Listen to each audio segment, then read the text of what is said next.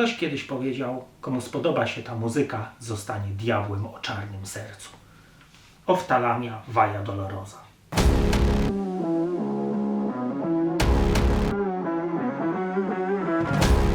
Oftalamia, w sumie już trochę zapomniana grupa, powstała w 1989 roku w Sztokholmie w Szwecji. A tworzyli ją naprawdę tuzy szwedzkiej sceny black metalowej, czyli Id Abruptum, Winter, Age of Sanity, Night, Swordmaster oraz chyba najbardziej znany z ich wszystkich, czyli Legion, który później udzielał się wokalnie w Marduku. Po raz pierwszy Oftalamię usłyszałem w 1995 roku bodajże w rozgłośni harcerskiej, jeden z numerów jakiś tam taki mega złowieszczy. Następnego dnia pojechaliśmy ze znajomym do dziupli i tradycyjnie w latach 90. było tak, że któryś z nas miał kasę po weekendzie, a któryś nie miał.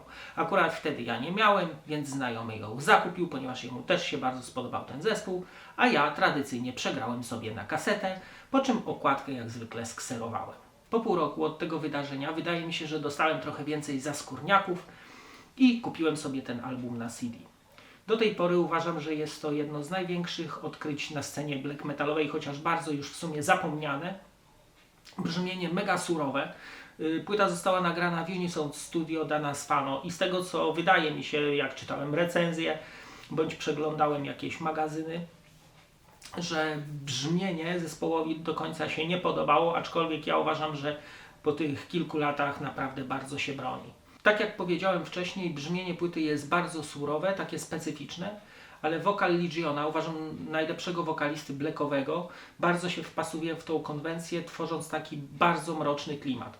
Do tego szepty Id, jakieś melodeklamacje porównywalne może troszkę w klimacie Cradle of Filth, ale bardziej takie stonowane i spokojne. Tworzą naprawdę mega surowy album i taki bardzo wręcz zadziorny, bym powiedział. Chciałbym Wam teraz przedstawić intro płyty, ale niech ono Was nie zwiedzie, ponieważ jest bardzo subtelne, z gitarami akustycznymi, melodeklamacją i szeptami. Ale płyta jest zupełnie inna, więc jeżeli ktoś usłyszał tylko to intro i na jego podstawie kupił sobie płyty, to na pewno bardzo się zdziwi.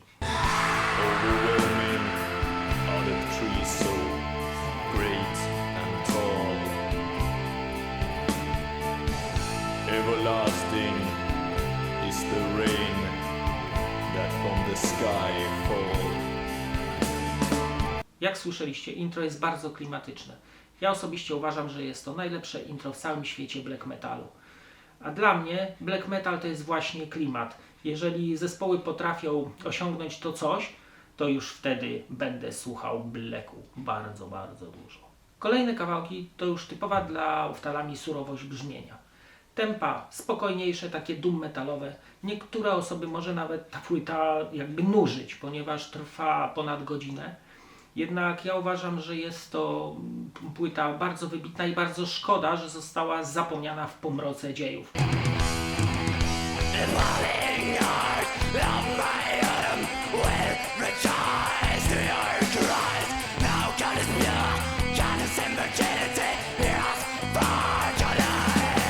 Wiele osób, słuchając albumu, może stwierdzić, że jest on za jednostajny. Jednak już nawet sama warstwa wokalna świadczy o zupełnie czymś innym. Mamy tutaj krzyki, melodeklamacje, jakieś różne szepty. Naprawdę ta warstwa wokalna jest super. Do tego gitary cały czas wygrywają jakieś linie melodyczne, co również jest bardzo warte zwrócenia na to uwagi. Stilla regnet faller i natten, så tyst är rymden i sin saknad.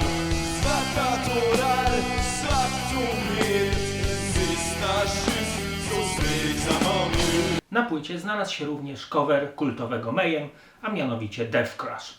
Uważam, że jest to jeden z najlepiej zagranych coverów ever.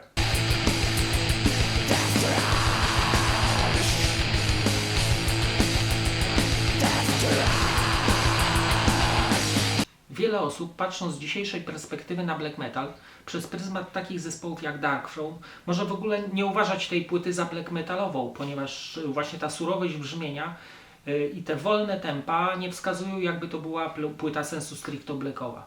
Jednak wokalnie i tekstowo jest to naprawdę najwyższej klasy black metal.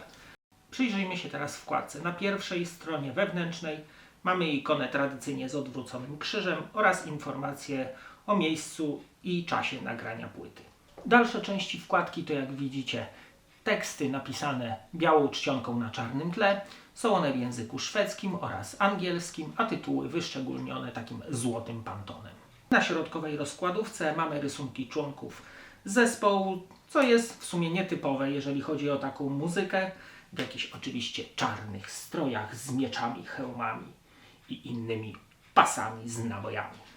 Kolejna strona to dalej teksty.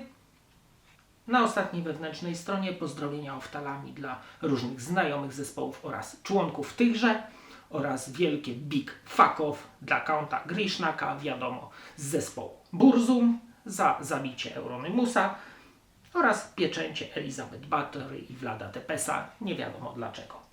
No i ostatnia strona jest to zdjęcie członków zespołu. Jeszcze taka ciekawostka, nad produkcją płyty czuwał sam Dan Svano, czyli bardzo wpływowa postać szwedzkiej sceny black death metalowej lat 90., no i wokalista i gitarzysta takiego wielkiego zespołu jak Age of Sanity. Wydaje mi się, że jest to jedna z płyt, która zostanie ze mną już do końca. W sumie była przez całą moją drogę słuchania metalu do teraz, ponieważ mimo, że za często jej nie słucham, uważam, że jest to jeden z lepszych albumów i bardziej oryginalnych, które słyszałem w ogóle w swoim życiu. Także mam nadzieję, że zachęciłem Was do zapoznania się trochę z tym albumem. Może i Wam się spodoba. Cześć!